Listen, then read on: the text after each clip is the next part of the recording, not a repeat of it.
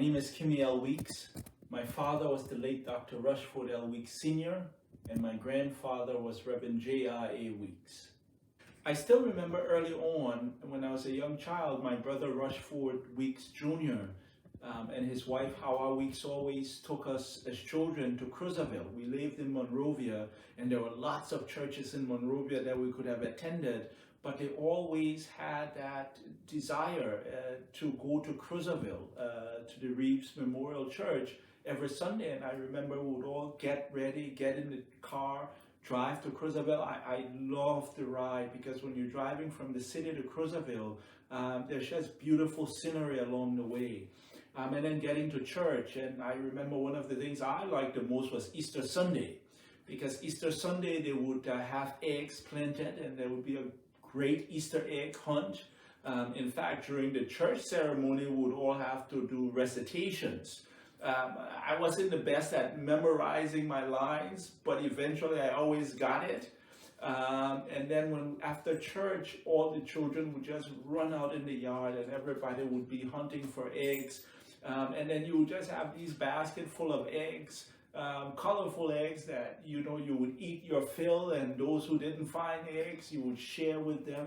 And it was just a great memory. And so when I had the chance after the war, moving back to Liberia, I always wondered if the church still existed. And I was speaking to my brother Milton Weeks, and he told me that they had, gone back again to Crozierville, and they had invested in renovating the church and getting it back up and running.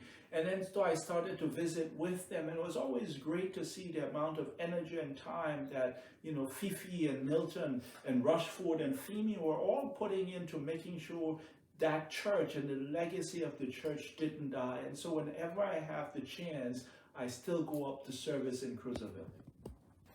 So I started my education journey in the United States, first in Delaware, and then I went on to the Northfield Mount Hermon School in Massachusetts, which is a top 10 boarding school I was blessed and fortunate to have the opportunity to be a part of.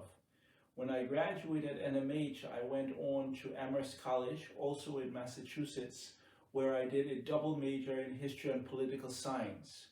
I graduated with honors and then applied and was accepted at the University of Pennsylvania. When I went to the University of Pennsylvania and graduated, most of my classmates had started to accept jobs at big firms like Goldman Sachs and Merrill Lynch, because when you graduated from those schools, you're pretty much on a fast track to success in corporate America. And so I really had a choice between going back to Liberia or staying in the United States and working in corporate America and making a lot of money. But as I thought about it, I knew that my coming to the United States and getting the great education I had been blessed to receive was actually an incredible blessing, which I didn't believe was just for me as an individual, but that gift had been given to me so I would return to Liberia and be a part of the rebuilding process. And so I made the decision that rather than working in corporate America, I would go back home and be a part of Liberia's rebuilding process. And it's a decision that I have not regretted ever since. I was selected for the Golden Brick Awards because of the work that my organization, Youth Action International, had been doing both in West Africa and East Africa. It's an award that honors young people under 25 who are making the most impact and difference in the world. And they recognize the work we're doing in both East and West Africa. It was also the same year that the former Liberian president, Ellen Johnson Sirleaf, asked me to serve as national orator at Liberia's Independence Day celebrations. Now, that was an incredible honor because generally in Liberia, it's usually people who are very advanced in age who are asked to speak as Independence Day orator. And that's primarily because the person who's supposed to be speaking as orator is supposed to impart great wisdom to Liberian society during that year. And I think the former president decided that it was time that Liberia had someone who was a young person, again, because a vast majority of the Liberian population was under 30. And I think she also, again, recognized the work that I had done not only the sacrifice to come back to Liberia, but the incredible work we're doing to benefit thousands of Liberians. And so it was just one of those surreal opportunities, being on that stage and being able to speak to the nation where the entire country was listening, and being able to impart what I thought was critical for Liberia's development and progress. Let me first thank the Qatar Foundation for having us here today. And if you're like me, you're still wondering how you got the invitation, because I'm still trying to figure out how I got nominated. But I'm glad to be here today to talk about a topic that means so much to me personally, and I've spent most of my life working and dedicated to on issues affecting the continent of Africa. Now, Africa being a vast continent has countries on different spectrums. But my specific focus is on countries that are recently out of civil war and who are going through so much in terms of trying to rebuild after going through many years of war. One of the key things to understand is that most of the countries, if not all of the countries that have gone through war in Africa, did not start at that point. It was a process of degeneration into chaos that reached its lowest level. And this is a process that I basically have called the process of going from chalk to gunpowder. My own story is one that has involved war. I was 1989 when the Liberian Civil War started, and I remember clearly watching as my own country, even as a child, seeing as it completely melted away and disintegrated. Before the war in Liberia, people at least had access to basic education, basic healthcare, basic services were accessible. And when the war was announced in 1989, we started to see that those services started to go away. And the question is, when people have faced so much destruction, when they've come back and everything they've known has been destroyed, brought down to rubbles, how do you go back to the process of trying to rebuild? The process of going back from gunpowder to chalk. It is easy to destroy, but the most difficult part is in the process of rebuilding after war. It's been something that an organization I started back in 2005 has engaged heavily in. I started Youth Action International when I was went to the United States. I was forced into exile out of Liberia because of work I had done with child soldiers, investigating and reporting on the use of child soldiers. And getting to the United States and seeing the amount of wealth and the amount of opportunities, I said this was an opportunity to start an organization that addressed the critical issues of post-war development, not just in Liberia, but in other post-war African countries. And we go with a foundation principle, believing that primary education is the foundation that must be developed.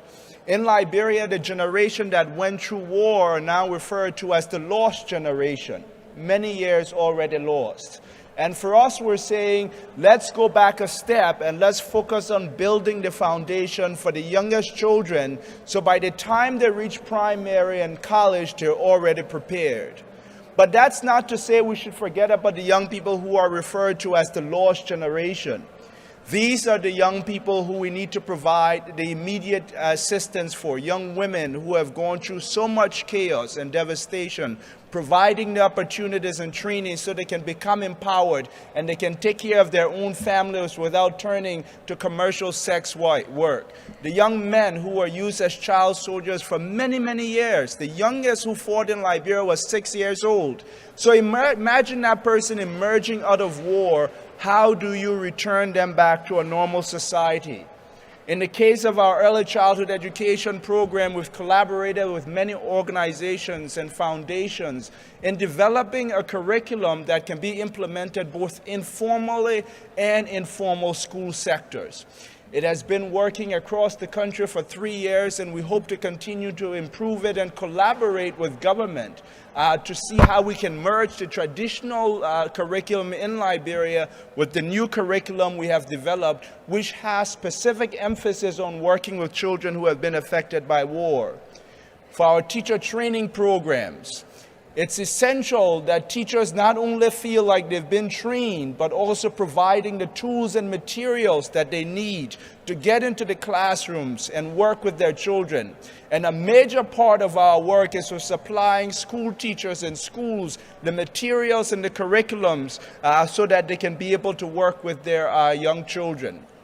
And for young women, offering vocational training programs so that they can learn a skill, learn a course, and also combining that with other aspects of life in terms of about businesses, growing businesses, about profit making, about managing businesses, so that by the time they graduate, they have a great sense of a well-defined mission on how to carve out their lives. This is one example of one of our agriculture programs in Sierra Leone, next door to Liberia. Now, what you're looking at is a diamond mine. It's been mined out, there's no diamonds in there, and there's just lots of these wastelands across Sierra Leone and Liberia that nobody could figure out how to use. And we went into local communities and we asked them for the land. They granted it to the organization. And working with former child soldiers who had been forced to mine on these lands for many years, through an agriculture initiatives, were able to transform these unused land into places that child soldiers or former child soldiers are now able to work and grow their own food. There are many, many things we can do to make impact. My organization does far more than the projects I've listed here. But we can only achieve this heavy task of rebuilding post-war country if we come together in a collaborative efforts. That's why for each of you here, it's an opportunity for us to say, how can we come together and work together? Now, I show this image not for self-promotion, but because I love the words of this magazine, the power of humanity, the power of all of us to stand together and believe and build a better world. And I leave you with this final quote from Edmund Burke: the one condition necessary for the triumph of evil is when good men, and I say in this case, good women, do nothing. I challenge you all to do something to make a difference in the lives of the world's poorest people. Thank you. Here, since Youth Action International has been working, we've impacted more than 250,000 people in 6 post-war African countries. And we've done incredible work, and we've reached out to so many people, and we've seen lives being changed because of the work that we've implemented.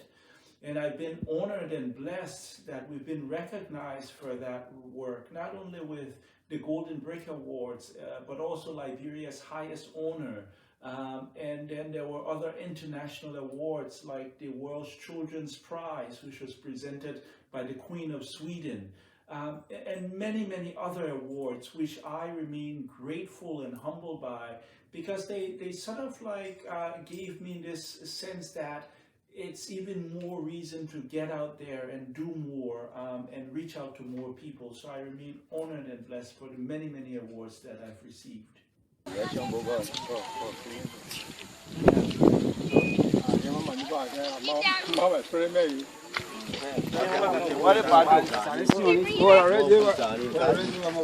Okay. So usually I only drink mineral water, right? Just let me space. But because this filter is so good, it has the same, it's smaller there, but the same kind of technology they can use to clean human blood is inside. So all the small diseases, germs, anything in the water, it will hold it.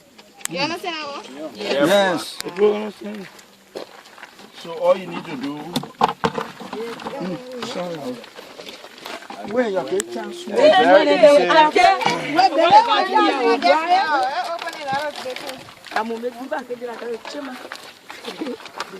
It's very simple to set it up. See, the bucket already has the hole. Yeah. So this one, you just put it inside, through the bucket.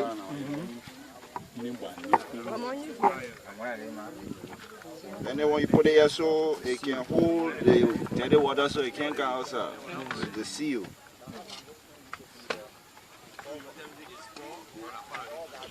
And this tube, just screw it right here. You gotta make sure it's very tight. No leakage.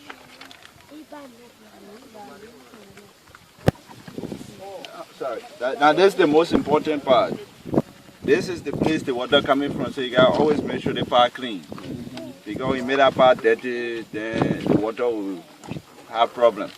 So to make it easy, they put the two things in there. This one can come to the back to hook on the bucket. And this one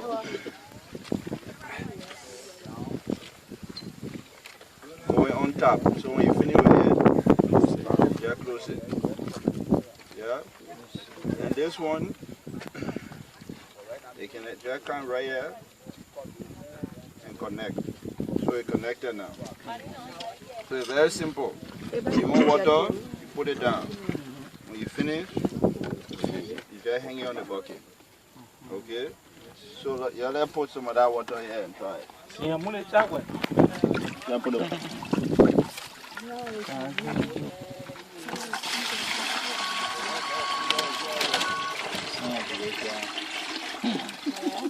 All right, now somebody need to hold the bucket up. Yeah, I will hold it up. I better hold it back.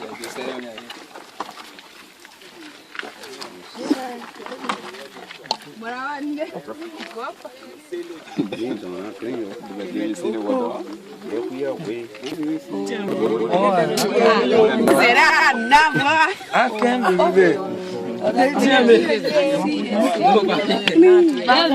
Hey, winner. Hey, what happened there?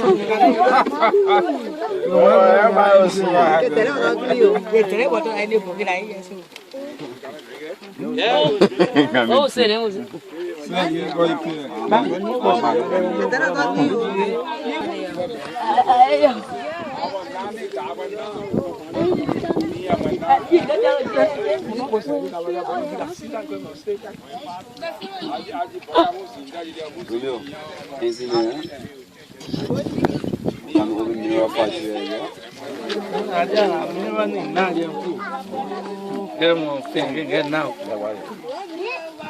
So you can see the difference.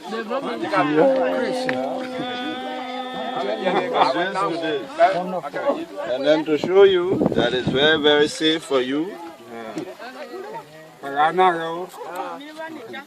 There's no taste. Try it. Jesus.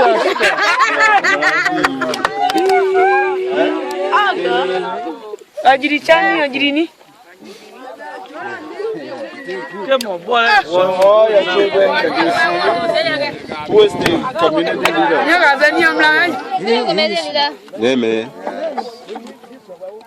Agriculture has always been sort of like the key for success for Liberia, an opportunity to lift Liberia out of poverty.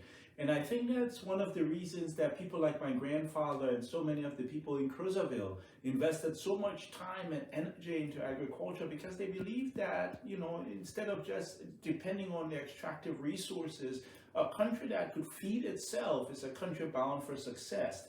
I think over time, especially after the war, Liberia lost its focus on agriculture. And that was sort of like fading away as an option for breaking the country out of poverty. And I was one of those who, when I went back, yes, I was engaged in a lot of work and empowerment, but eventually after several years, I started to think about what our ancestors were doing, where they had so much success, and Liberia was on a path of extreme success. And I said, it's important for someone like me not just to talk about agriculture being important for Liberia's success, but to also be engaged actively in agriculture. And so a couple of years ago, I started a 10-acre farm to begin to grow food. It's been successful. We've not only started growing food, but we're also doing animals, including poultry. And now the vision is to extend that to Crozierville, to do an even larger agriculture project there. And the more I'm doing it, the more I realize that agriculture is something that every Liberian should be engaged in.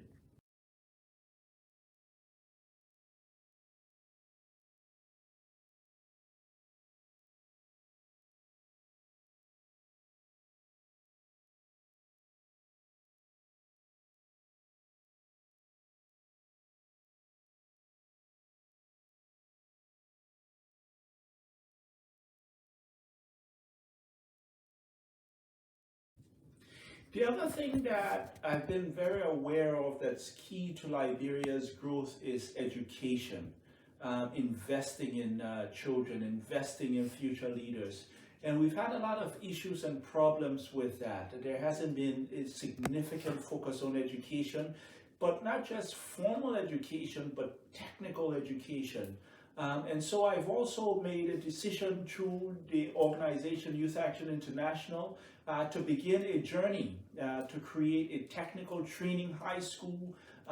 It's going to be a vast campus, and when I came up with this, I was remembering my experiences at Northfield Mount Hermon and trying to duplicate that in Liberia. So we have a vision of an expansive campus that hundreds of young people will be able to enroll at and get the best academic education, but also be trained in a skill that immediately after they graduate, they can go out and start to work and earn a living for themselves and their families.